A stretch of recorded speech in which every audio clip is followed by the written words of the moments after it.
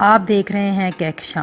Viewers, आप सबके hot favourite ड्रामे तेरे बिन की लास्ट एपिसोड आखिरकार ऑन एयर हो ही गई, जिसका सबको बेसब्री से इंतज़ार था। मगर व्यूवर्स, आज की इस वीडियो में हम आपको बताएंगे कि एपिसोड का एंड तो फैंस की मर्ज़ी के मुताबिक ही हुआ, जैसा कि आप सब यही देखना चाहते थे कि इसका हैप्पी एंडिंग किया जाए। मीरब और मुर्तसिम को मिलना ही चाहिए था, मगर व्यूवर्स, राइटर ने ये सब दिखाने के लिए कुछ बहुत बड़ी गलतियाँ की हैं।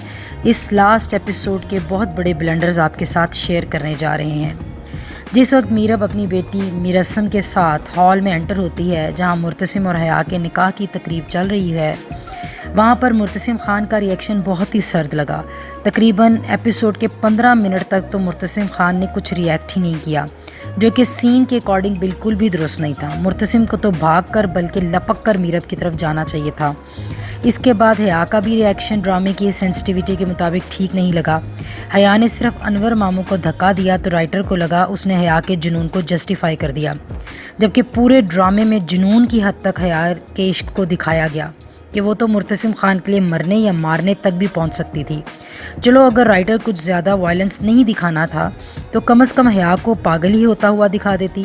हया को इस कदर अपनी मंजिल के करीब आकर मंजिल के छिन जाने के एहसास से इतना तो बनता है कि हया अपने होशो हवास खो बैठती।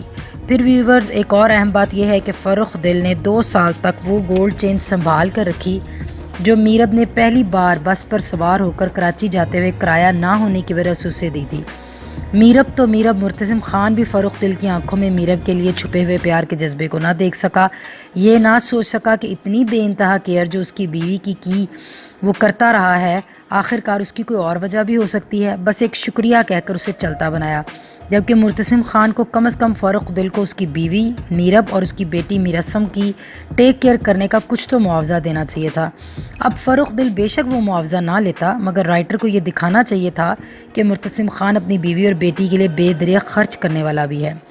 इसके बाद व्यूवर्स, मुर्तसिम खान का सिर्फ़ और सिर्फ एक सवाल पर बज़िद रहना कुछ समझ नहीं आया कि उस दिन मीरब को घर से जाते हुए किसी ने देखा था कि नहीं, और इससे भी बढ़कर तो हद उस वक्त हुई जब मीरब ने कहा कि हया ने उसे घर से जाता हुआ देखा था, जबकि ड्रामे के फ्लैशबैक में भी ये बात वाजिया नहीं हो सकी कि मीरब ने किस वक्त हया को वहाँ से जाते हुए देखा था। मीरब को तो ये भी नहीं मालूम था कि गेट पर खड़े गार्ड ने घर के अंदर किसी को फ़ोन करके कुछ बताया भी था और वो फ़ोन किसने उठाया था। तो फिर मीरब को कैसे पता चला? और हया इतने आराम से मान भी गई कि उसने मीरब को जाते हुए देखा था। मुर्तसिम खान ने अगर जान भी लिया कि हया जानती थी तो मुर्तसिम ने क्या किया? कम से कम एक थप्पड़ तो बनता था कि वो हया को लगाता। क्या आप लोगों को लगता है कि हया को सिर्फ मुस्तकिल तौर पर गांव भेज देना काफ़ी था? अगर उस लम्हे उस वक्त भी हया को पागल होता हुआ दिखा देते तो भी हया के रोल के साथ इंसाफ हो जाता, बजाय इसके कि वो बुत बनकर खड़ी रही। और व्यूवर्स, आखिर में सबसे अहम बात कि ड्रामे का OST सिरे से ही गलत था। क्या होती है बेवफाई, तुझे करके दिखा दूंगा, किसी धोखे में ना तू रहना, तुझे पल में भुला दूंगा।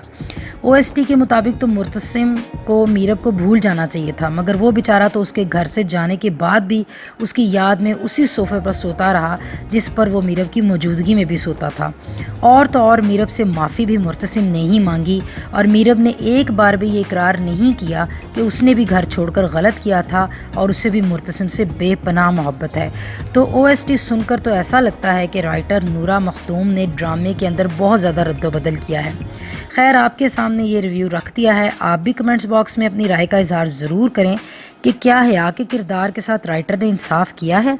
मीरब को भी मुर्तसिम से माफ़ी नहीं मांगनी चाहिए थी, और कम से कम क्या मीरब को भी मुर्तसिम खान से अपनी मोहब्बत का इजहार नहीं करना चाहिए था?